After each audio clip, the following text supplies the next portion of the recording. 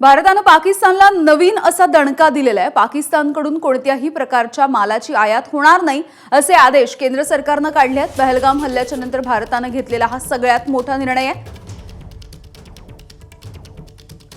सोमेश आमचे प्रतिनिधी माहिती देत आहेत। सोमेश, एक मोठा निर्णय, आर्थिक कोंडी पाकिस्तानची।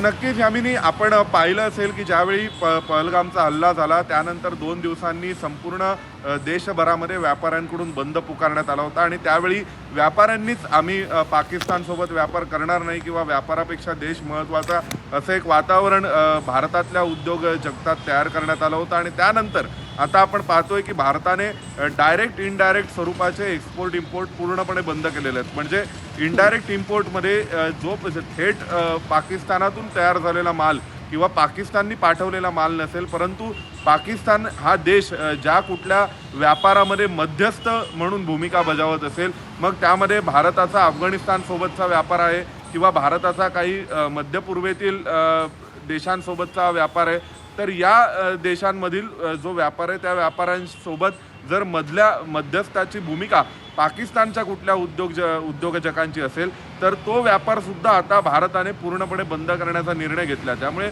सर्व प्रकारचे इम्पोर्ट आणि एक्सपोर्ट प्रत्यक्ष पाकिस्तानात होणारे आणि पाकिस्तानातून येणारे किंवा ज्यामध्ये अप्रत्यक्षपणे पाकिस्तानची भूमिका आहे, अशा संपूर्ण व्यापाराला पूर्णपणे स्थगिती देण्याचा निर्णय हा भारताने घेतला। याचा मोठा फटका हा पाकिस्तानला बसू शकतो। त्याचं कारण असे की अफगाणिस्तान आणि मध्य पूर्वेतील देशांसोबत भारताचा जो व्यापार होतो त्यामध्ये बऱ्याचदा मध्यस्थांची भूमिका बजावणारे पाकिस्तान आहेत आणि पाकिस्तानच्या अर्थव्यवस्थेतील अनेक, उदाहरणार्थ तिथे पाकिस्तानी ड्रायव्हर असावा माल वाहतूक करण्यासाठी, अशा स्वरूपाच्या वगैरे तरतुदी पाकिस्तानी सरकारने केल्या होत्या।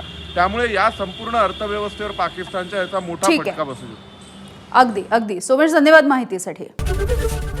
एबीपी माझा, उघडा डोळे बघा नीट।